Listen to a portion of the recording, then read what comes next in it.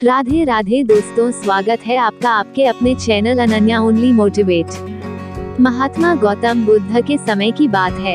एक गांव में एक किसान अपनी पत्नी और 2 बच्चों के साथ रहता था। वो किसान बहुत ही ज्यादा परेशान रहता था। अपने 2 बच्चों और पत्नी की जरूरतों को पूरा नहीं कर पाता था। शायद यही उसकी परेशानी की सबसे बड़ी वजह थी। समय बीतता गया, उसकी परेशानियां परिवार की जरूरतों के साथ बढ़ती ही जा रही थी। वो दिमाग से और मन से बहुत अशांत रहने लगा था। कहीं न कहीं वह बहुत ज्यादा दुखी हो गया था अपने परिवार की जरूरतों को नहीं पूरा कर पाने की वजह से। एक दिन उसने यह फैसला लिया कि वह अपने घर को, अपने परिवार को, अपने बच्चों को छोड़कर कहीं दूर चला जाएगा। अंततः वह मनहूस दिन और काली रात आ गई जिस दिन वह अपने परिवार को, अपने बच्चों को, अपनी पत्नी को छोड़कर घर से कहीं दूर चला गया। वो किसान चलता ही गया, चलता ही गया। रात से सुबह हो गई, सुबह से फिर दोपहर, दोपहर से शाम, शाम से फिर रात, फिर सुबह हो गई। उस किसान की मन की पीड़ा इतनी ज्यादा थी कि उसके पैरों के छाले और पैरों से बह रहे खून के आगे फीके पड़ गए थे। ना भूख की चिंता, ना प्यास की चाह, बस चलता ही गया, चलता ही गया। आखिरकार जंगल में चलते चलते उसका शरीर इतना ज्यादा थक गया कि वह एक नदी के किनारे जाकर वह गिर पड़ा। कुछ घंटों बाद उस किसान को होश आया। वह बेचारा इतना ज्यादा प्यासा था कि तुरंत वह नदी के पास गया। जैसे ही वह पानी पीने के लिए हाथ पानी में डाला, उसे सामने नदी के उस पार कुछ लोगों का झुंड दिखाई दिया। उसने ध्यान से देखा तो उसे एक वृक्ष के नीचे महात्मा गौतम बुद्ध बैठे हुए नजर आए। वह तुरंत दौड़ के उनके पास गया और उनके पैर पर गिरकर बोला कि ये महात्मा, हे भगवान गौतम बुद्ध, मुझे अपनी शरण में ले लीजिए, मुझे अपना शिष्य बना लीजिए। महात्मा गौतम बुद्ध के शरण में आया हुआ कोई भी व्यक्ति खाली हाथ वापस नहीं जाता। यह किसान तो केवल उनका शिष्य बनना चाहता था। महात्मा गौतम बुद्ध जी ने उसकी मनोदशा को देखते हुए उसे अपना शिष्य बना लिए। महात्मा गौतम बुद्ध और उनके शिष्य वहां पर केवल विश्राम कर रहे थे। उनका विश्राम भी पूरा हो चुका था। वह किसान भी अब महात्मा गौतम बुद्ध जी का शिष्य बन चुका था। अब समय हो चला था आगे की यात्रा को पूरा करने की। गौतम बुद्ध और उनके शिष्य आगे बढ़ते चले गए। कुछ दूर निकल जाने के बाद गौतम बुद्ध जी को बहुत जोर की प्यास लगी। उन्होंने अपने इस नए शिष्य अर्थात किसान से बोला कि प्रिय शिष्य, जाओ, पास में एक सरोवर है, वहां से मेरे लिए पानी लेकर आओ। किसान बोला, जो आज्ञा भगवान। किसान सरोवर की तरफ चल दिया।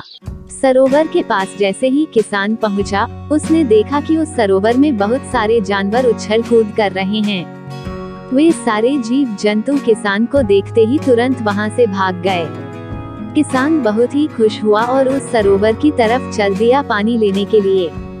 परंतु जैसे ही किसान सरोवर के पानी के तरफ हाथ बढ़ाया, उसने देखा कि पानी बहुत ही ज्यादा गंदा था।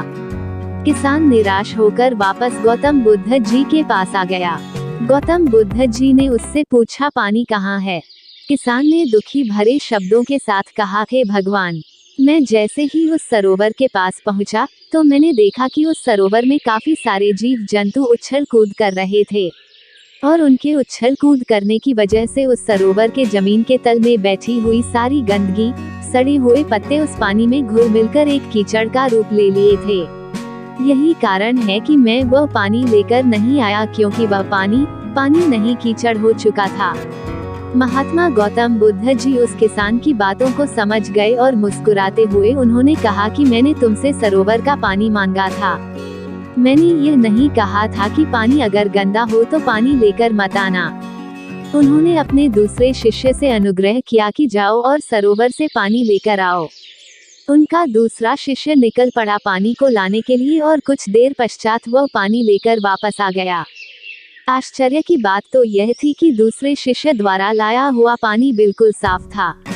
और उससे भी बड़ी असमंजस की बात यह थी कि सारे के सारे शिष्य बड़े ही आश्चर्यचकित हो गए कि यह करिश्मा कैसे हो सकता है, क्योंकि पहले शिष्य ने तो यह बताया था कि पानी कीचड़ हो गया था। महात्मा गौतम बुद्ध जी ने सारे शिष्यों को यह बताया कि जब सारे जीव जंतु उस पानी में उछल कूद कर रहे थे, तब उस दौरान उस सरोवर के पानी के तल में बैठी हुई सारी गंदगी, सड़े गले हुए पत्ते सब घुल मिलकर कीचड़ रूपी पानी का रूप ले लिए थे।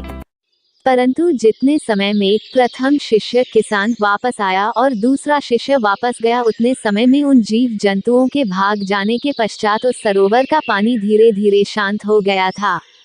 और जैसे जैसे सरोवर का पानी शांत होता गया, उस सरोवर के कीचड़ रूपी पानी में खुली हुई सारी सड़ी गली पत्तियां और मिट्टी धीरे धीरे शांत होकर उस सरोवर के तल में जाकर बैठ गए, जिससे उस सरोवर का पानी शांत होकर साफ हो गया तथा सारे गले हुए सड़े हुए पत्तियां भी शांत होकर आराम से उस सरोवर के तल में जाकर बैठ गए थे।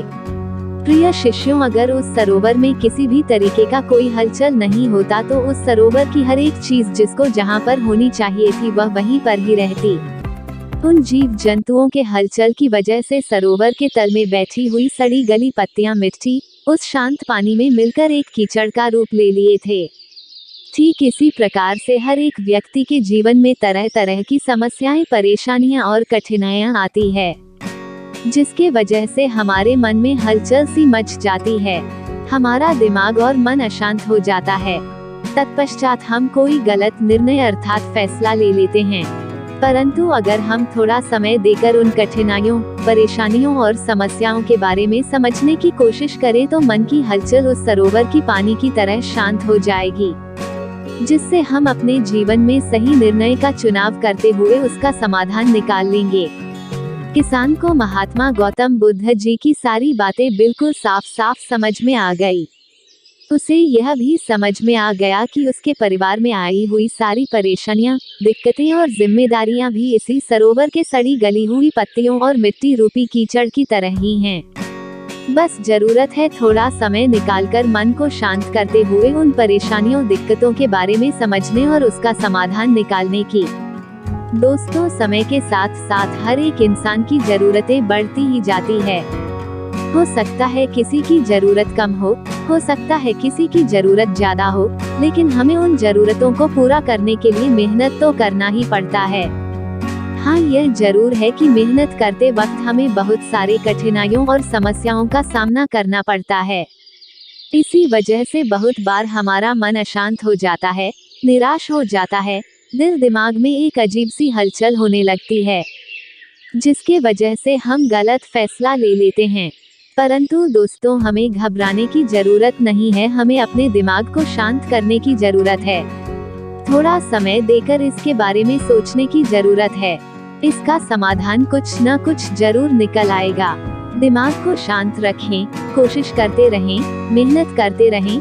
समय लगेगा लेकिन सफलता जरूर मिलेगी, क्योंकि सब्र का फल मीठा होता है। अगर आपको ये गौतम बुद्ध की कहानी अच्छी लगी हो तो कमेंट बॉक्स में राधे राधे जरूर लिखें। वीडियो को लाइक एंड शेयर करें और चैनल को सब्सक्राइब करें।